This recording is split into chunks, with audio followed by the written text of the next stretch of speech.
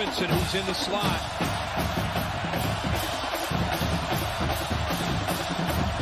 Look in that direction on a slant. Huge hit. Ball picked off. The Volunteers of the Carib make an interception. Jawan Mitchell. They call him Juju. Discrepancy. Schuster, they were going to take a shot, but he's hit by Nelson. And Nebraska has picked up the football. Their first takeaway of the game. Wells way down the field. It is into coverage. It is intercepted. It is over. Lamarian James has sealed the victory for Old Dominion. And fittingly, it comes on a takeaway.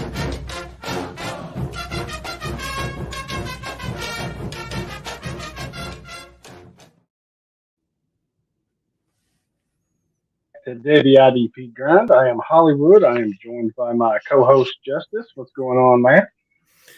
Not much. Just got back from vacation, so just getting caught up in the world. Well, good. You should be rejuvenated and relaxed. I don't know. Ready like, for the football season. when you're on a vacation with like 10 family members, I don't. You need like relaxation from that, right? I feel like exactly. Well, hopefully you found a few moments to kind of slip off to yourself and get some relaxation. Yeah, no, it's good. It's good to spend time with family for sure. Yep, even if they are annoying sometimes. Yep, we're back. We are going to do the ACC Atlantic Conference IDP preview this week. So we're continuing our series on those. Before we get to that, we've got some news and notes. SEC and Commissioner Greg Sankey agreed to an extension through 2028.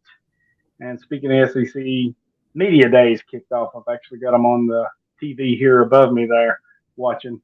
They're talking with Brian Kelly. So, but yeah, that kicked off today. And then Big 12 was last week, which I missed most of that. So I'll have to go back and watch. But things are starting. Yeah, well, I sat down here to work on the show sheet and get ready for the pod, and I seen that was on, so I was like, okay, I'll tune in. So the Big 12 one. Well, I take that back. I did see Iowa State's interview, because I was curious, like if he let on like who was going to be suspended. I mean, right. The only names I've heard have been offensive players, but it's all just speculation at this point. And then I think Iowa was mixed in with that too. I think it started with like their baseball teams, I guess. And I've not seen exactly who, what, when, or where. Yeah, they haven't really. They haven't very many details.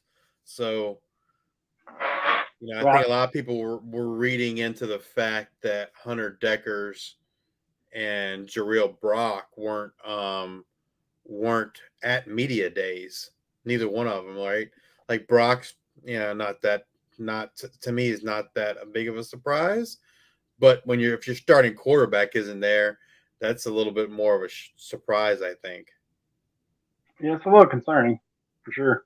So those are probably the two biggest names I've heard mentioned that could be involved in that, and the speculation is they'll be suspended for a year. But like, I don't know. To me, like, I would expect if they actually got caught gambling like on games that they're involved in, then their careers could be done. I would think, right?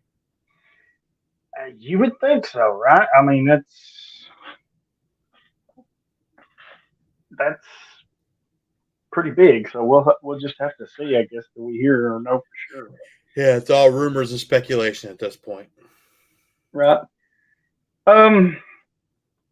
Got to hit on my balls here while we're in the SEC. The NCAA finally decided to tell us what our penalty was for Jeremy Pruitt and his stupid mess of paying players and all this crap. And it actually came out in our favor a little bit. I'm not completely happy with it, but considering the big elephant in the room, we avoided a bowl ban. So that's off the table, which was huge, right? They talked to Josh Heupel about it, and he's like, man, I'm so relieved to have that settled one way or the other. He said, because it was killing our recruiting. He said, because all these other schools that you recruit against, they're saying, well, they don't know if they're going to be able to play in a bowl or not. And so it's kind of looming and just hanging over their heads. So now they got some clarification, and it was good. So no bowl ban, so they'll be eligible for all that. They did get hit with an $8 million penalty and a reduction of scholarships. So they had already self-imposed a reduction, quite a big reduction, actually. So now they have to cut 12 more scholarships over the next 5 years. So that's basically 2 a year with maybe a couple years where they could have 3. My understanding is Tennessee can decide when to cut these, make these reductions. I don't think they want to make them all in 1 year, or if they can, but I think they can kind of pick and choose when and where to use them. So $8 million, couple scholarship reductions, and no bowl ban. So I think we kind of dodged a big bullet considering that mess. But and that's fine, right? Because really none of the kids or coaches are there anymore, right? I mean, you might have a few players, but other than that, I mean, it's a complete rebuild, rehaul. So I think it's only fair to who's there now that they're not paying for somebody else to screw up. So. I think you said it in our group chat, but they should pay the money, put it all in a McDonald's bag. Oh, they should.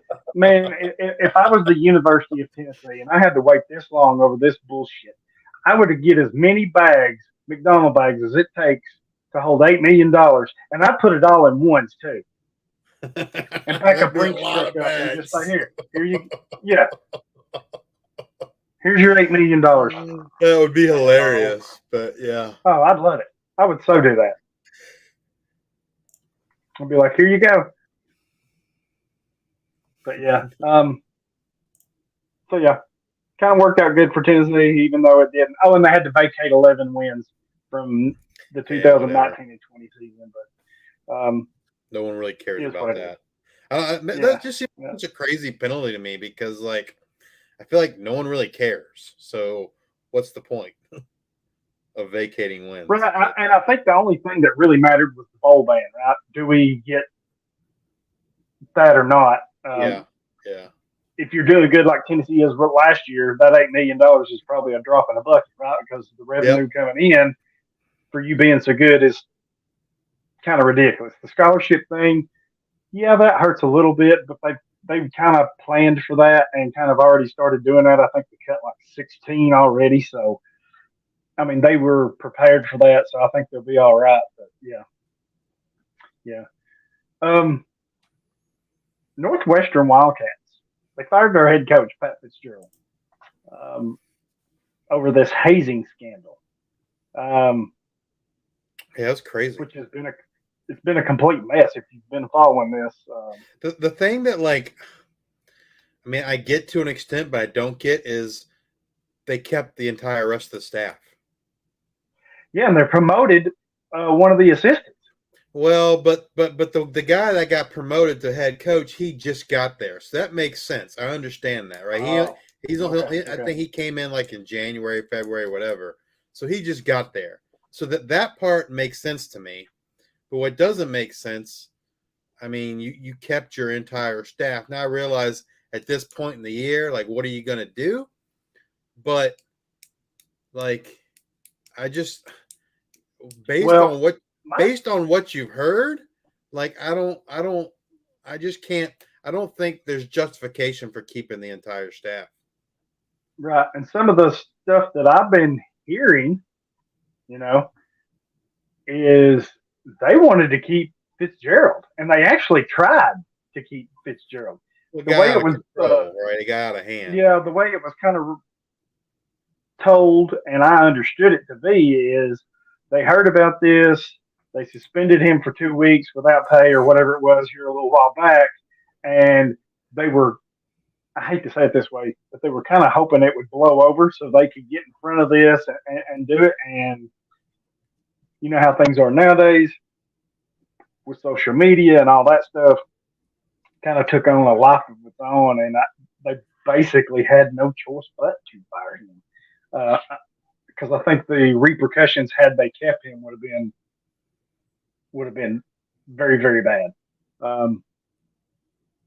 There was rumors of Ed Orgeron being interested in the job, and he's kind of dispelled those, saying that he's not. And maybe that's just him trying to stay out of the way of it or whatever. But it'll be interesting to see who they bring in as the new head coach, or if they stay with the interim for now. At this point, your thoughts? You kind of get to stick with the interim and that coaching staff, right? I mean, because the season's here almost. So to try to bring somebody in this late in the game would just that'd be crazy, I think. It'd just be so hard. Now, you could bring somebody in and have them getting ready for next year, I think, because that way you can hit your recruiting, as soon as your season's done, then you can hit your recruiting cycles, windows, your bowl games, that kind of stuff. But it'd just be too hard to bring somebody in now, wouldn't it? I mean, it would. I get that part of it, but I mean, I just don't understand. I don't understand the logic between firing the head coach and keeping the staff. It just doesn't. Yeah. Like, I realize, like, he's the head of the snake, if you will, whatever. But I mean, I just find it hard to believe that those lower and further down the food chain, so to speak, wouldn't have known more, And so how I just don't understand the justification for keeping them. Like, I mean, like I said, like you said, the argument is, oh, well, we can't rebuild a whole staff, right now. Well, Right.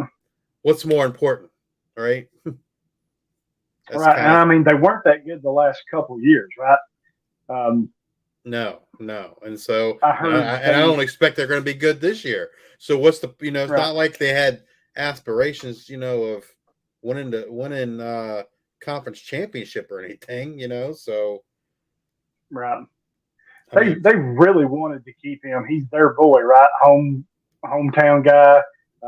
Somebody was saying that they have 5 10-win seasons in their program's history, and he has 4 of them. 1 as a player, 3 as a head coach. So, I mean, obviously they wanted to keep him, and they was hoping this, like I said, I hate to say it this way, but hoping it would kind of blow over, but it didn't. And I think once they realized that this wasn't going anywhere, they had to do something, right? So, but I'm with you. I don't know how you can fire him and not keep the thing. How you can fire him and keep the coaches and say they didn't know nothing, because I just don't buy that either. I'm with you. Absolutely they not. Probably right? knew Like, just as much or more, right? I would assume they knew more, right? Because they're going to be, the lower you go, the more involved with the day to day they are. I feel like, and the more they're around the players, So right, yeah. Does that, especially like your position coaches, right? Because you're kind of tuned in, like, hey, Justice is over here with the linebackers, and our buddy Chop is over here with the running backs, and I'm over with the safeties or whatever. Yeah. You're a little, as your groups get smaller, you get a little closer to your players. So I think you kind of know what's happening, because you hear things, right? I mean, on every level of anything, any kind of job, sport, music, you hear things, right? So, yeah, I'm with you on all that.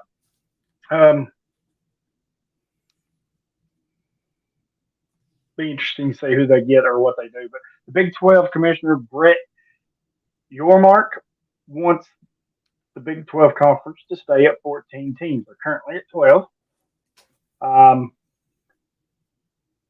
but he said that they're open for business pretty much in a article I was reading from a few weeks ago.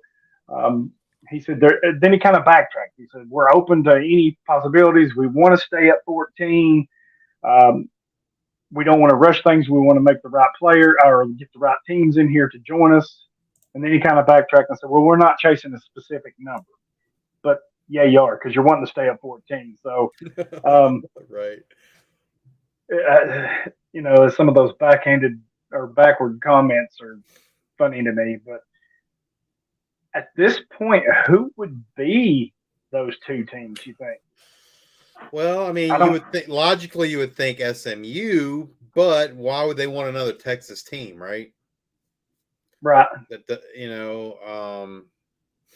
I don't know that Oregon and Washington would make that move. No, but wasn't there rumors that Colorado would be interested? Yes, I have saw that. So, and they were an original member of that conference, weren't they? Yes, yeah. And then they left to go to the Pac-12. Yes, I remember that. Yep.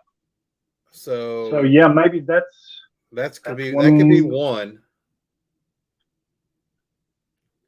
I haven't seen who, and he didn't say we're looking at this group of teams or this specific team. He just said, "Hey, we would like to stay at 14."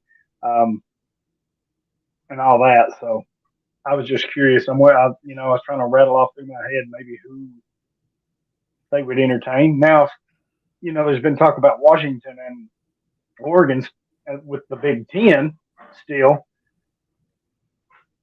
Yeah. If they move, does some of the other Pac-12 teams move? I mean, I guess it's a domino thing here, but yeah, I don't think Oregon or Washington probably wouldn't go somewhere without one or the other, right? Like Oregon's not going to, I wouldn't think, go by themselves. I wouldn't think Washington would either, because they want that other, close other school that's, at least somewhat close to them. Right. Because the Big Ten was thinking about them, but I guess one of the big factors is the logistics of it, right? The two West Coast teams. Now, I know they have UCLA and USC, but when you add two more West Coast teams, you're kind of breaking it up or making more travel, right? When you try to integrate them into your schedule or whatever. All right. Well, I think they're also holding out for Notre Dame. See them. Yeah, I could see that splitting if you got a Oregon and Washington. If you're the Big Ten, I think you almost kind of split it into an East-West, right? Because then you could leave Oregon, Washington, UCLA, USC, maybe Nebraska because they're out that way. I can't remember who else, but kind of leave whoever else gets. But the problem is, whoever else gets stuck with them kind of gets screwed because they're having to travel out the West Coast so much, Right, and that's, like I said, that's one of the biggest concerns was the logistics of it. But back to the Big 12, I mean, if they're at 12 and they want to stay at 14, they have to be looking at somebody. I'm not exactly sure who that is. But I do like your idea of Colorado since they were an original member. That would be something. That would be interesting, especially with Deion Sanders and all the hype around that. That would be a pretty good get for them, don't you think? I mean, that's a lot of eyes to bring in Deion Sanders and his entourage and the hype, and that's a lot of eyes on your conference when you got him, I think. This next one is, I don't recall anything like this. So Georgia's off-field issues, right? They've had 10 different players citation for speeding infractions since January the 15th. So basically in 6 months, they've had 10 players hit with this. A former staffer is suing the athletic department and Jalen Carter over his accident. This all kind of got brought up recently, with the most recent being Michael Pimba, who got a speeding ticket and one of the Williams kids, I can't remember who his name was, on offense, I think it was, he got a speeding ticket as well. But they have a problem down there in Georgia. I don't know why drag racing and speeding is such an issue down there. But I think it just keeps getting attention and more attention, and something's going to have to be done at some point, I think. Yeah, Mpemba, I guess, was the latest one, right? He got a speeding ticket recently. Yeah, I mean, it just I don't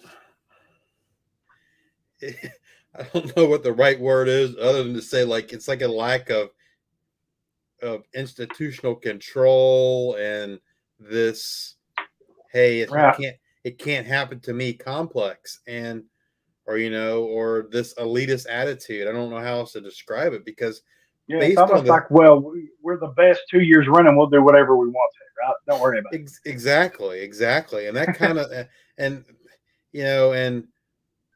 just my personal opinion is that's not a positive mentality or attitude to have. And at some point that attitude is going to I would believe spill over onto the football field and manifest itself in results that aren't going to be wanted, Right. Because I completely agree. You're not practicing as hard, you're taking things for granted, all that kind of stuff. And yeah, it's definitely not a good look. True sure. that winning really does cover a lot of things. Right? When you're winning, a lot of things get overlooked or pushed to the side or kind of swept under the rug a little bit, so to speak. If this was, I don't know, Missouri or Arizona or something, a school that's not a national power, they'd be heads rolling, right? I mean, this would be bigger news than I think it is. But I think now it's gaining traction because they're having so many. And now you got this lawsuit against them. I think that's going to change it a little bit too. I think somebody's going to have to tell Kirby, hey, clean this up, right? Yep. I mean, but you would have thought like that would be already in progress, right? But it keeps happening. And it seems like it's happening like twice a month now. Yeah. Yeah, 10 since January the 15th. That's a lot. I mean, one is too many, but to have 10 in that short of a span, especially considering what happened with Jalen Carter and that unfortunate incident, that's really concerning. So I'm like you. I know it's off the field, but at some point, your off the field issues, if they keep happening, they affect your product on the field, and that's not where you want to be. And then our last piece of news is the ACC and the CW network have struck a deal to air 50 ACC games this season, with 13 of those being in football. I guess they all got together, all being the ACC, the CW, ESPN, who kind of holds the rights to the ACC television rights, and there was somebody else. So they all kind of got together and collaborated, and I guess they struck a deal for the CW network. They're going to have 13 games this season. I'm imagining that that's one a week with a few weeks of maybe two a week. They didn't release any schedule of what games are when, but I'm just kind of thinking there's roughly 13 games in a season now, so that's usually one a week, I would assume. Yeah, you would think so, right? I mean, because they also have the ESPN deal too, and they have their own ACC network. So I wonder if we'll see some more of these, let's call them side deals, right? So clearly ACC and ESPN have their deal, but for ESPN to let the CW have this little group, I'm sure they're getting compensated for it, but I wonder if this has anything to do with the layoff that ESPN recently had, where they laid off a bunch of people. Is that a factor that they didn't have maybe enough people to call the games or something, and they're branching out to other networks? and giving them a little slice of the pie, or Yeah. could be anything. Yeah. I mean, I think a lot of these leagues, are reworking, their TV deals, and I think some of them are trying to get creative, so see how it works out for them. Right. Be interesting to see. Don't know that I've ever watched football on the CW, but I may have to. I may have to turn over there and see what it's all about. So, Well, we get sometimes I get ACC games like on those channels, but I live in ACC country, so yeah. Usually, if it's not on one of the major networks, I will get games on the ACC network, which seems to be a thing now. I think you'll see more of these conferences doing their own television stuff, right? yeah. And that's probably smart, right? If the conference kind of took the television companies out of it a little bit, just may be something that they look at down the road. But I thought that was interesting. That does it for our news and notes. Before we get to our main event, I want to thank Trophy Smack for sponsoring all of our listener leagues. They give our listener league winners rings. They donate them to us.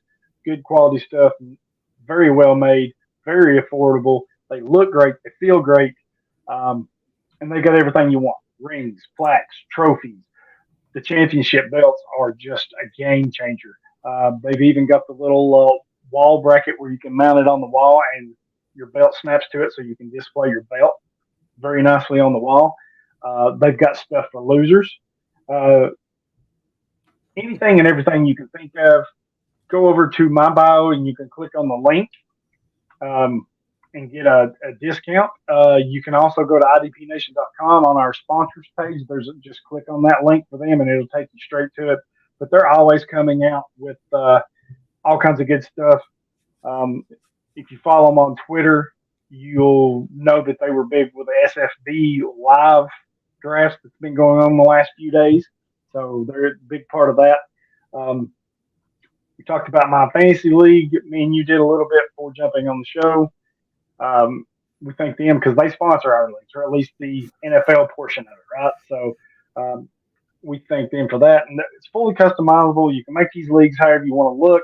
Yeah, if you're looking to do position-specific and position-specific scoring, there's nowhere else to do that on the NFL side. Yeah, exactly.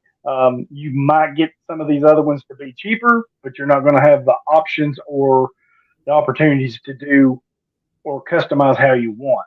And then if you're into gambling, go check out Action 24/7, locally owned gambling site for Tennesseans by Tennesseans.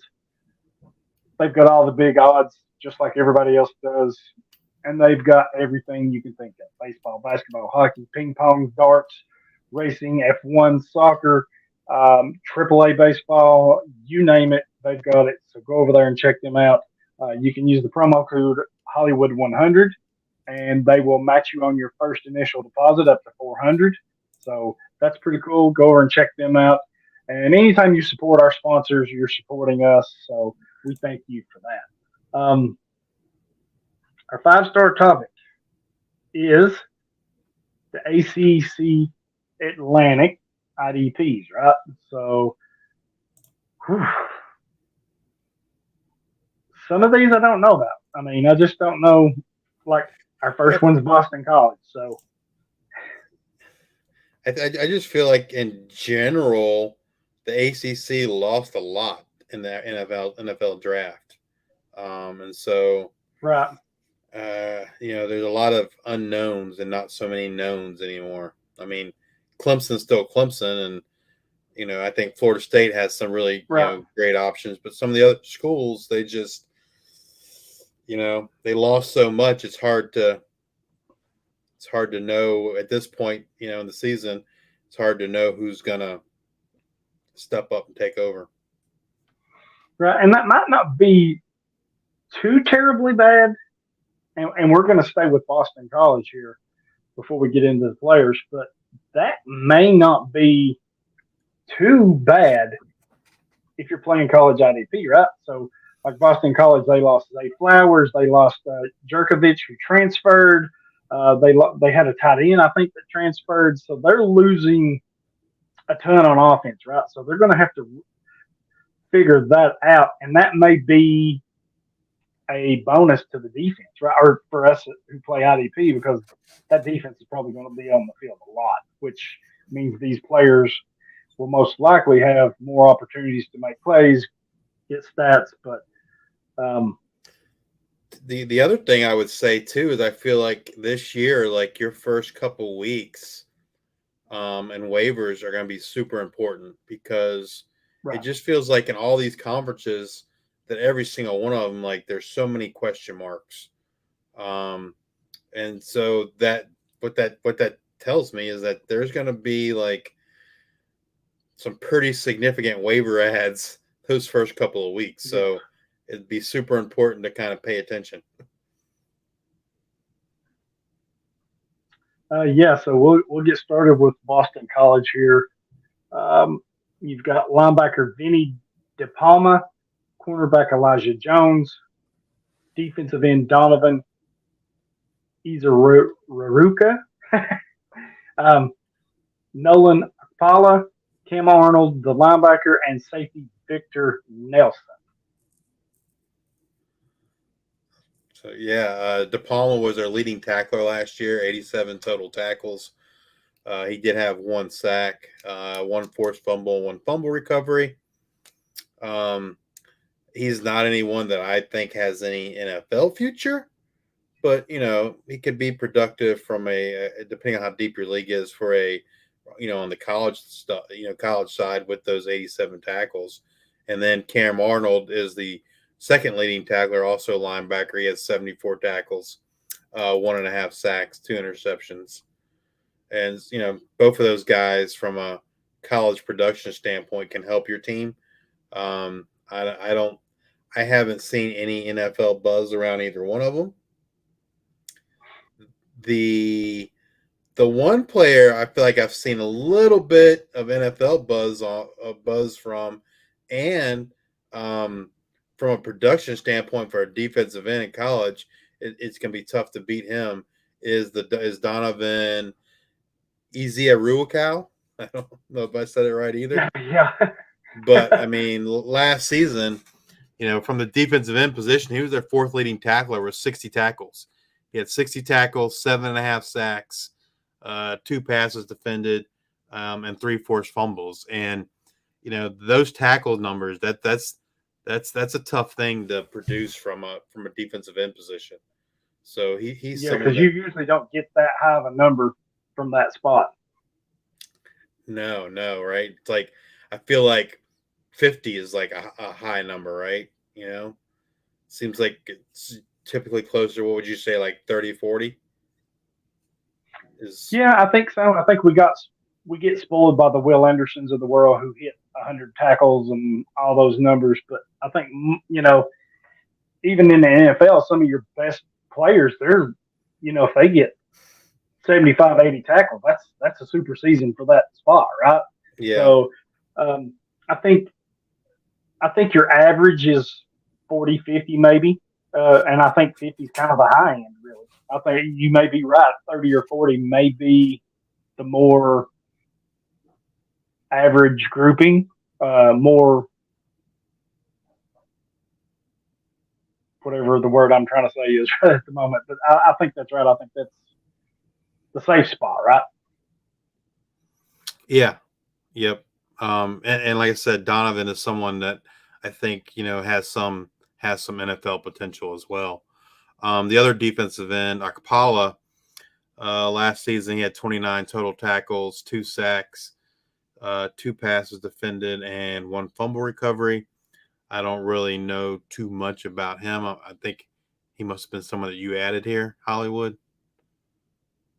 Who was it? I cut out for just Akpala, the defensive end for Boston College. Okay. Yeah, he is expected to step up. I guess he's going to be like I said, he's only played 2 years. His freshman year was basically nothing. But he showed a little promise, right? 28 tackles, 7 for a loss, 2 sacks in a limited run. So I was reading a few articles, and it seems like they like him to be that next man up. So I'm guessing that he's going to pair with Donovan, either Raku or however we say his name. Donovan Easy. They're kind of, yeah, easy. Donovan Easy. There you go. So I think, some of the spring games and stuff, they're kind of, Akpala has kind of stood out to them. So might be a name to watch, so to speak. I also like this Cam Arnold. I think he's more of a complete linebacker. When I say complete, I think he's more of a well-rounded linebacker, right? He can defend the run. He can drop in coverage. He had 2 picks last year, returned them for 49 yards. So he's got some wiggle to him. 3 for a loss, 1.5 sacks. So, and he was their third in leading tackler, 75. So, I think it's going to be him and De Palma leading the way from that group back there. And if they don't get any help from those 2 defensive ends, they can put up a lot of numbers. Because, like I said, I think that offense is going to be on the field not as much as it has been. Yeah. So, just a little note to put away in the back of your mind, maybe if you're looking for players or whatever. That's kind of something. It doesn't have to be the be all end all, but it's definitely something you can kind of tuck away and say, oh well, let's go see what this guy's doing or whatever. And then the last guy we have is safety Victor Nelson, who is a transfer up from the FCS. He was at Long Island University. He led the Northeast Conference with 6 interceptions last year. And he's someone I think just kind of keep an eye on because Boston College lost Jaden Woodby to the NFL draft, and then Jason Maitre to transfer portal. So, that production, they need someone to step up in that backfield. Woodby was their 3rd leading tackler last year. And so perhaps, Nelson's going to step into that role, that safety role. But it's something that I would just kind of keep an eye on. 6'2", 215. So he's a big dude. So, yeah, it'll be interesting to see how he makes the jump, right? Because it's a pretty big jump, pretty significant jump. But I mean, he played well.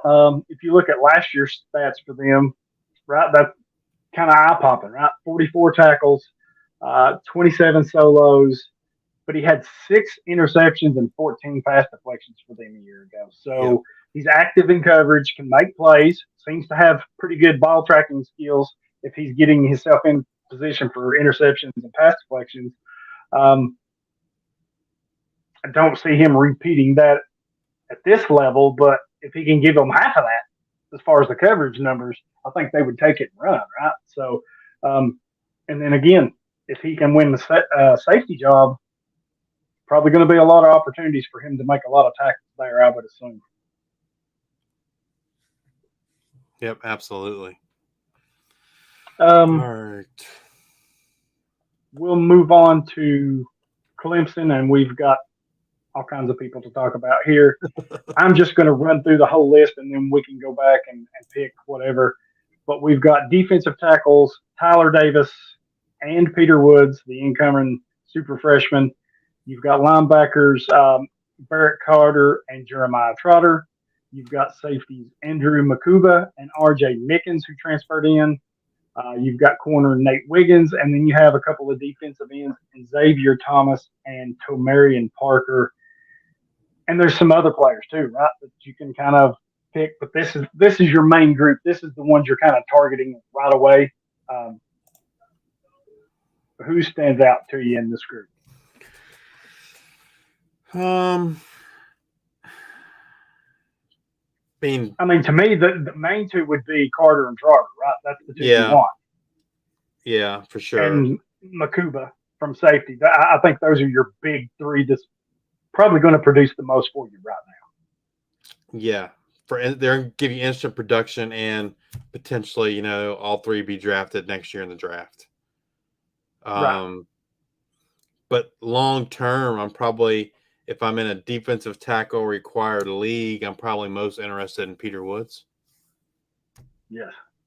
I mean, if I'm not in a defensive tackle league, I'm not really interested in him, because unless your league just has defensive, some kind of special scoring, but it's clear he's going to be a defensive tackle at the next level. And not that I have watched a lot of film on, especially freshmen, because I haven't. But what I have watched, I would say he's probably the most college-ready defensive lineman I've seen. Yeah, he's pretty good. He is. If you want to see his, we've mentioned this, but if you want to see him at his best, I would go back and watch the Under Armour All-American game earlier, and I think it was January or February. Go watch that game, because he was good. He was good in the Clemson spring game too. So yeah, yes, he was. So yeah, I'm with you. I think he's going to be something special. The only concerns I have about him is his height and his arm length. But he could, from a height and arm length standpoint, he could be like right there with like Elijah Cansey, and that didn't really seem to hurt Cansey's draft stock too much. So I wrote a player profile on Peter Woods, and I think I put his projection at, he's somewhere. I think he'll be better than Cansey, but I don't think I wouldn't put him in the same category as, say, an Aaron Donald. So he's somewhere in between those two guys. Yeah, and I would take that, right?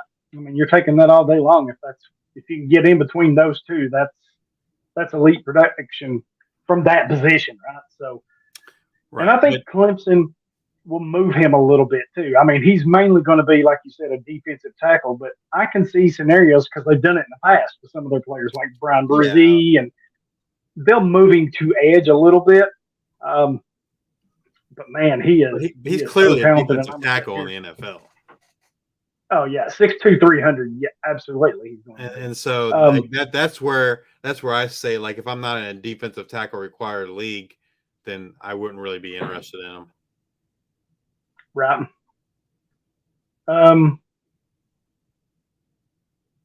Who else you got here? I mean, Xavier Thomas is kind of intriguing if you need an edge. Yeah, he's someone that just kind of never lived up to his hype, right? So is this the year? I think, just from reading spring practice reports, like, I think the coaching staff is really concerned about the defensive end or edge position and who's going to step up, because I don't think anyone did, or no one has yet. And so, obviously Thomas is kind of the elder statesman, so he's you think he's going to kind of get that opportunity. The question is, what's he going to do with it, right? Yeah, I mean, we've seen this from Clemson before, right? Because it's kind of what's happening a little bit in Texas A&M too, right? That position is their baby, right? Especially Clemson. They've put out NFL star after NFL star. They keep the chain moving, especially with those big defensive tackles. Now, like I said, you do see them from time to time. They'll kick them out to try to take advantage of matchups and stuff like that. But as defensive end, it's really got to be him, right? I mean, they lost KJ Henry from last year. You lost Miles Murphy from last year. You lost Brian Brzee last year. And they lost a few others, graduation or whatever. But man, somebody has got to step up and take this. And I kind of feel like maybe, because they have Tyler Davis, right, who I think will be okay. 9.5 TFLs and 5.5 sacks last year. So I don't think they worry about him. But I think he's a bigger dude. He's what, 6'3", 6'2", 300, so he's not going to play defensive end. I mean, he may switch around a bit, but he's going to be inside. Thomas is the most likely candidate, I think, to step up. Yeah, for sure. I mean, he was a highly rated guy. He's the elder statesman of the group. But and maybe they kick Peter Woods out as the opposite end until he fully, gets into, because like I said, or like you said, at the next level, he's going to be a tackle. So, and their defensive tackle, like that's their strongest position, right? So that you might be absolutely right. They might kick some of those guys or one of those guys to the edge just to get them all on the field because they're because they've got Peyton Page who's still there. They've got Wade Woodeds who's still there. They've got, even losing what they lost, they've still got quite a few good players at that position. So if they want to get Woods on the field, then maybe, possibly they do kick him out and let him play some in. He's quick enough, I think he could do it. He's not like he's a big plotter where you just, doesn't have a lot of athleticism or speed. I think he's opposite of that. He can do that. So that would be something I would watch, though. Yeah. Like we talked about RJ Mickens a little bit. He was one of their better coverage players. 3 interceptions led the team last year. Only 48 tackles. Like I said, I think everything's going to be centered around the trifecta, right? The 2 linebackers and that safety, Makuba. So, well, and the thing with Clemson players is, they have so many, studs, stars, whatever you want to call them, that, the college production from a fantasy standpoint isn't always there, right? These right. guys are much more plays for your NFL side. Right. Because they just have so many guys, they rotate a lot, right? And so, generally speaking, they're not going to produce godly numbers just because they rotate so much. It's kind of the same way. They do have a lot of them. So. Yeah. Yep. Exactly. Anything else on Clemson before we move on? I mean, Tamorian Parker, he's super young, super talented. Pass rusher. I mean, he's one that could, if they don't want to go with the Woods route, I would think Parker could be the one because that's actually his position. So, just and I tried to look into like the defensive ends, and the problem is like I said earlier, none of them in the spring, none of them really like stepped up to the challenge. So I think it's still a big question mark for Clemson, like what's going to happen. And so what you said about Woods makes a whole lot of sense that they would do that. Right. And to stay with that, I think it's him and Parker, right? I think you could actually see a rotation of those two because Parker's more of the true edge, 6'4", 255, right? That's what you're looking for in the edge. But he's an incoming freshman too. So young guys, so maybe they go with a power speed thing, Woods and Parker. Because I would have to think that Xavier Thomas has it locked down on the other side pretty much. But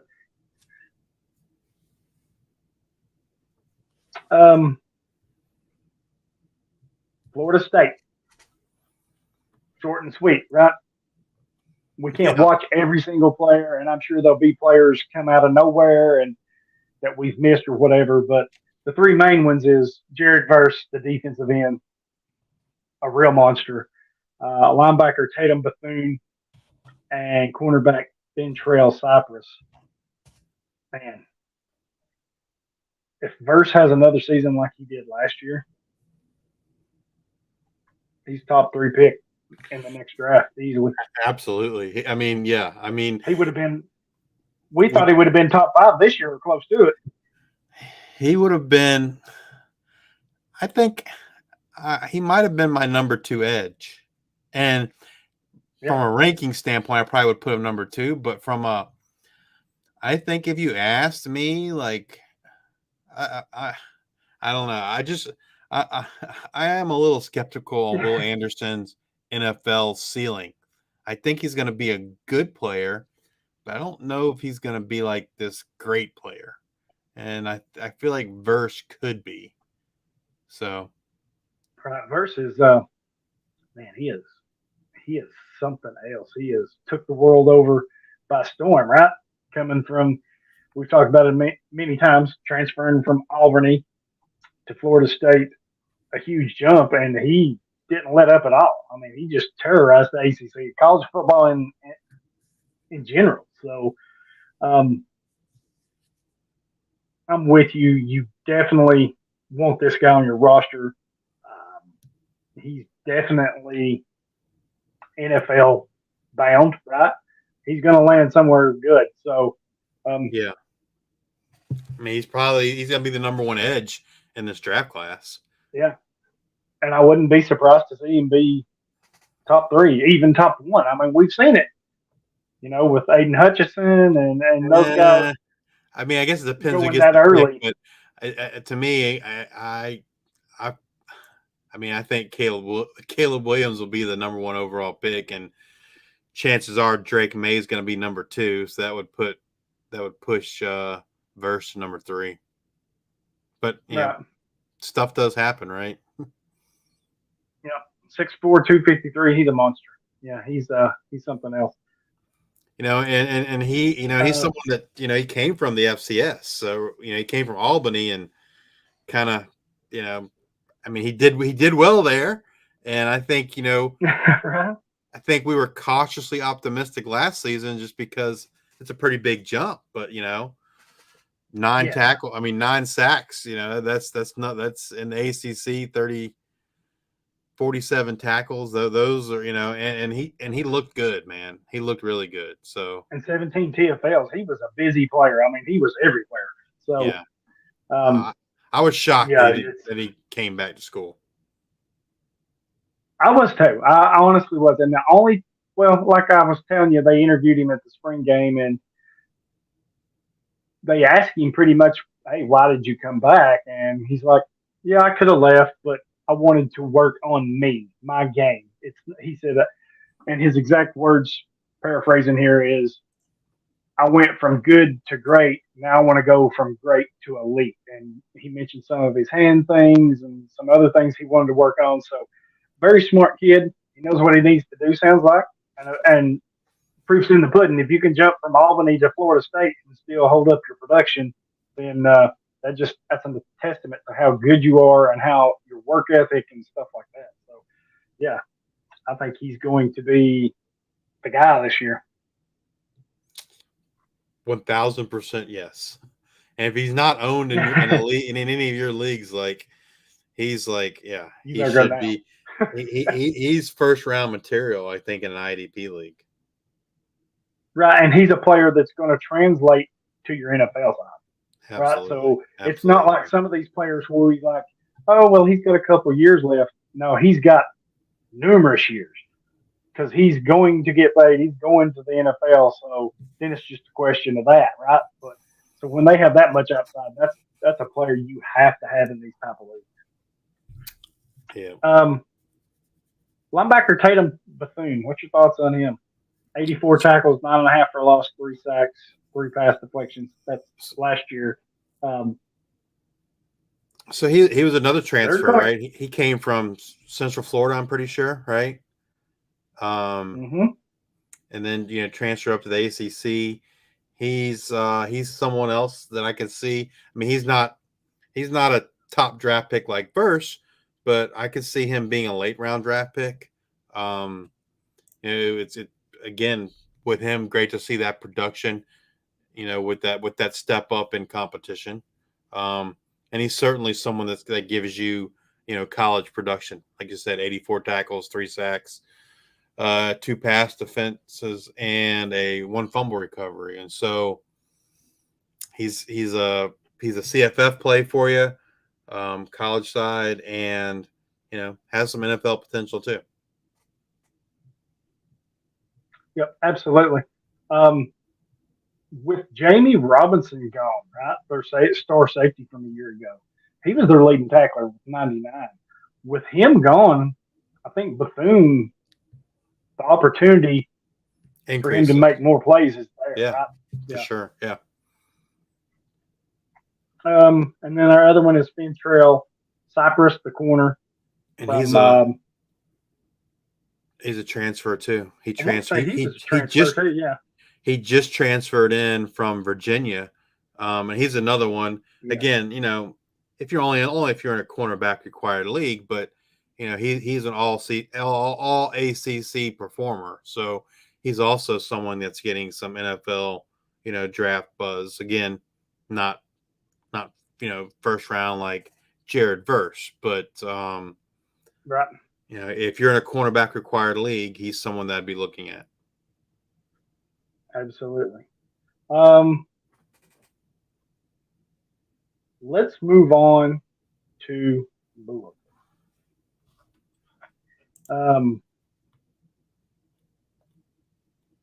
Not a lot to choose from, right? No, they lost quite a bit. Either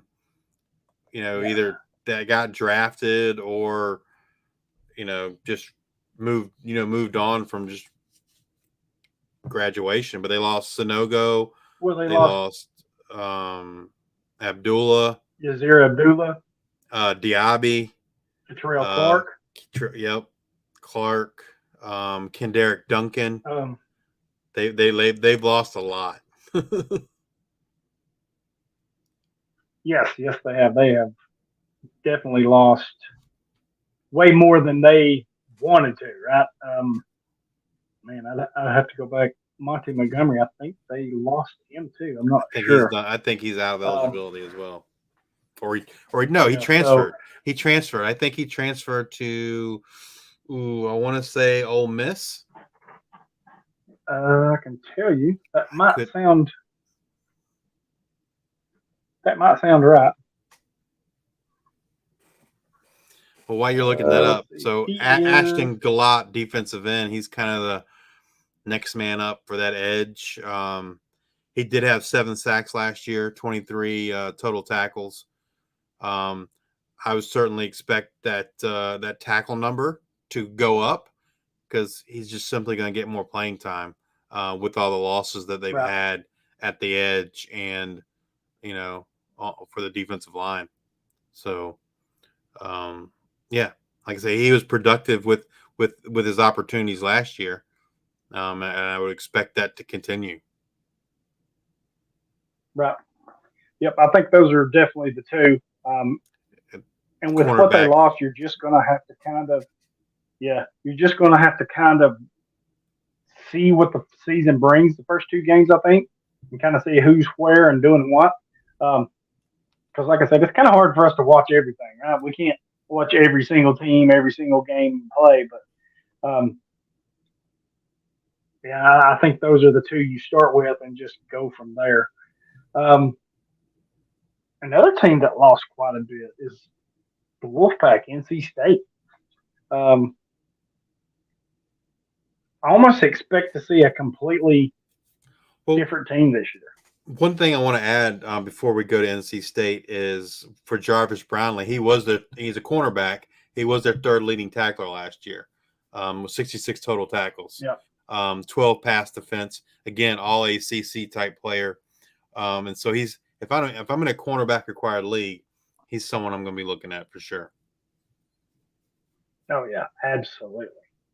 The Wolfpack, they've lost a lot. They lost a lot, right? They lost 3 names here. Well, they lost 2 linebackers. And then they lost a defensive lineman too, whose name they lost Drake Thomas. That was 100 tackles. Isaiah Moore lost 7.5 sacks gone. Isaiah Moore's gone. They lost. I can't find his name here. But they lost a lot of pieces. But they've lost some on offense too. Their quarterback's gone. Yeah, Corey Durden was the lineman I was thinking about that they lost. Yes, Corey Durden. So, they've lost a little, but they still have Peyton Wilson, right? 3rd and leading tackler, 82 tackles, 12.5 for loss, 4.5 sacks, an interception. So, he's definitely going to be the man in the middle. It'll be interesting to see who they pair up with him there. with those guys gone. Well, That would and be the a thing with situation Wilson I'd is at least he close finally he stayed healthy, right? Because he had been like kind of injury plagued like the previous season, 2 previous seasons, if I remember correctly, with shoulder injuries.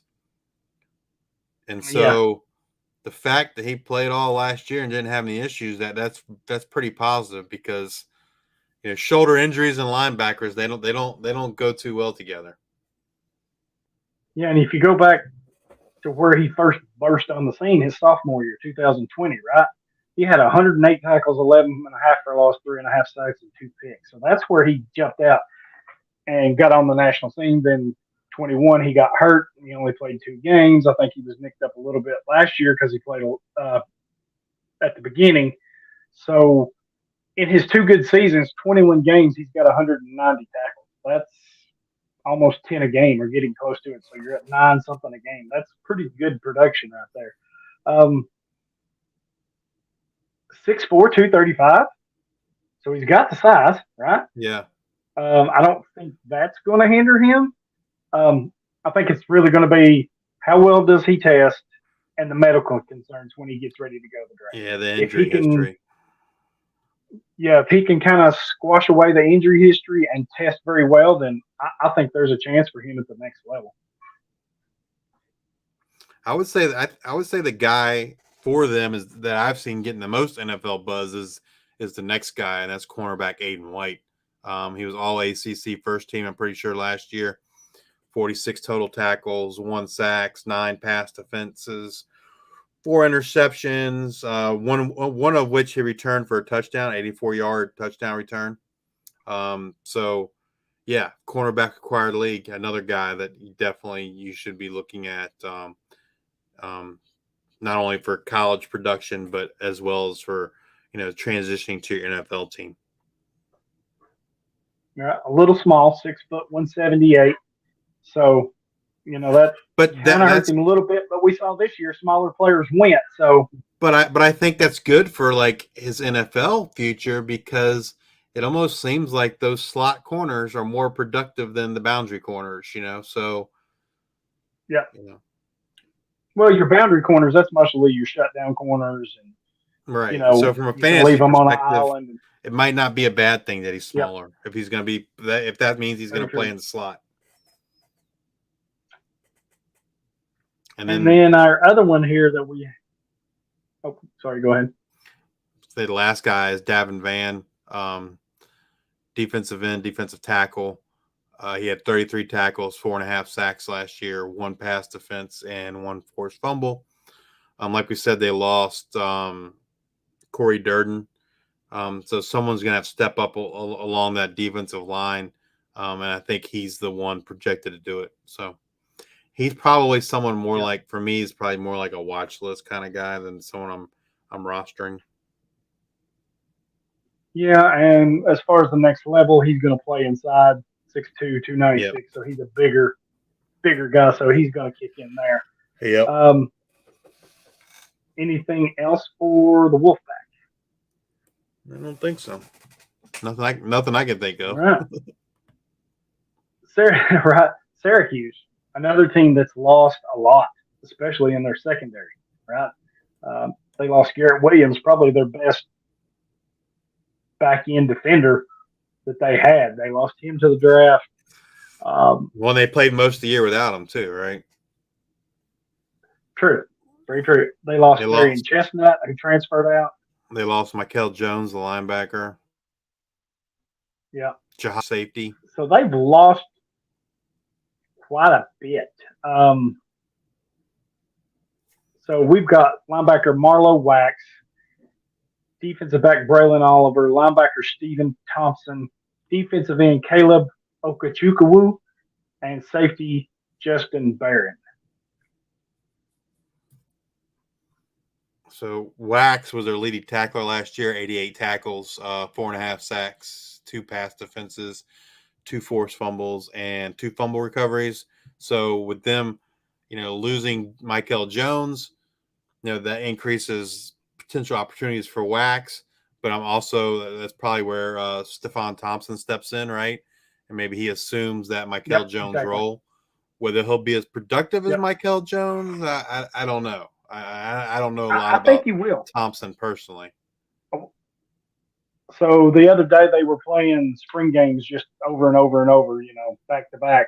And Syracuse was on, and I was watching some of the spring game, which led me to digging into some articles and stuff, local stuff, and they really like this kid. Now, he suffered an injury last year in the very first game, which cost him the entire season.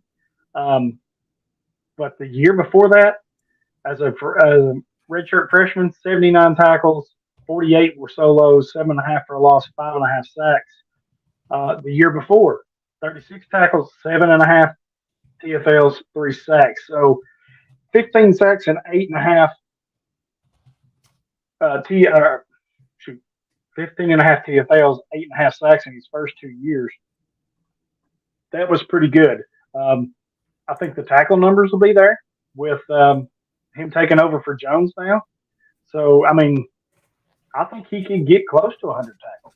I think he's definitely somebody that I'm watching on my watch list right now. Yeah, for sure. Because I mean, that's like you said, 80 tackles, 4 sacks. That's nothing to sneeze at. And so, right, he's kind of watched the first week or two and see is he the one is he stepping into that role and is he being productive? Man, they got hit hard. They lost Jahad Carter too, their safety. Yeah, their defensive backfield got hit really bad. They lost Yes, what two safeties and a corner, or 2 corners and a safety. I'm sorry. Yeah, and Williams played a little hybrid safety for him, but he's good. He went to Arizona. He's going to be a really good fit for them down there. And so I guess that's where Oliver and Barron, kind of step in, right, to those vacated roles. From what I've seen, they're kind of the quote unquote favorites. The coaching staff seems to like them. They kind of fit what they want to do. So, yeah, I guess if there's a silver lining, they've got a couple players that they can believe in and put out there. And then, Caleb Ikechukwu, I mean, pretty good player. 48 tackles, 10 for a loss, 7 sacks. He was their leading pass rusher, so they get him back. They'll definitely need to get some help with him. Nobody standing out. I think they have a group that kind of, I guess, spring ball and right now, as they gear up for the season, they'll figure out who that is exactly.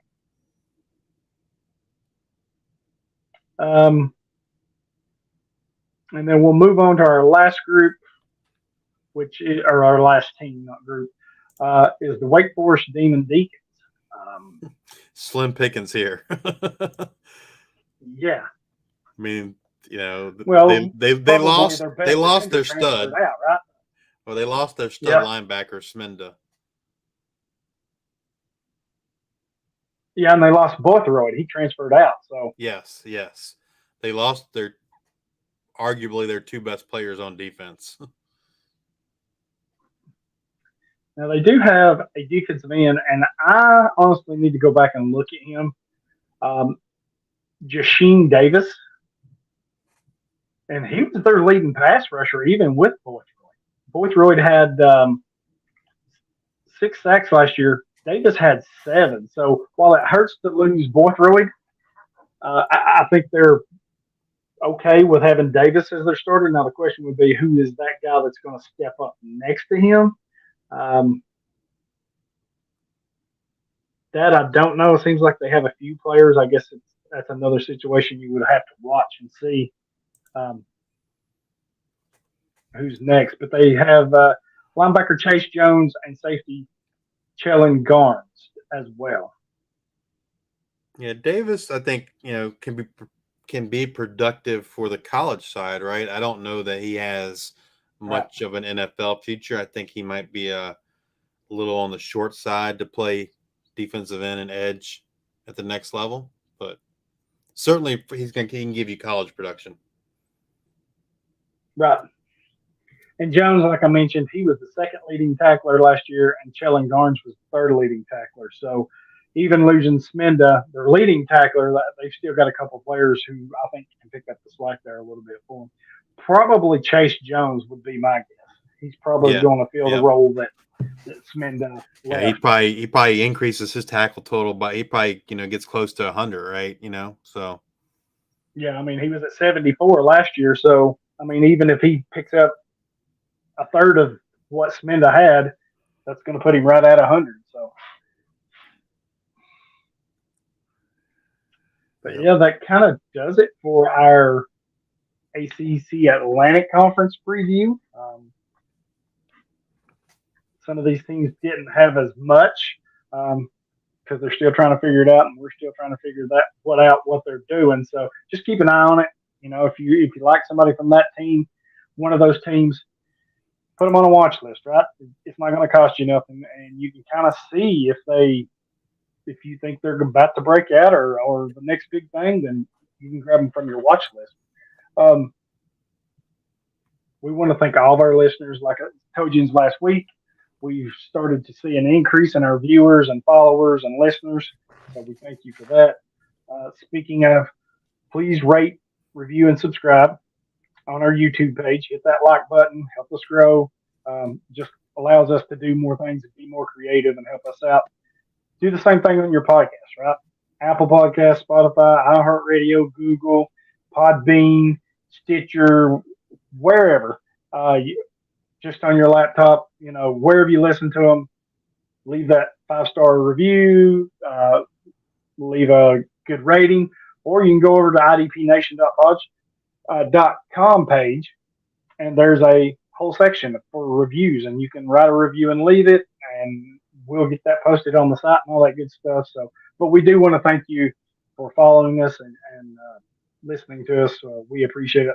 Like I said, we're starting to trend up now a little bit more as we start to grow and get out there. So we thank each and every one of you. Be sure to send your questions in. Me and Justice is always glad to help, with roster breakdowns or player evals or whatever trades, whatever you have. So you'll shoot them over to us. We'll help you out. Our next show is going to be the conference preview. We're going to stay in the ACC and we're going to do the Coastal Division. So be sure to look out for that. And with that, you can follow me at Hollywood Titan. You can follow Justice at Justice_2318. And you can follow us on Twitter at Devy IDP Grind. Spread the word, help us grow, and we will see you next week.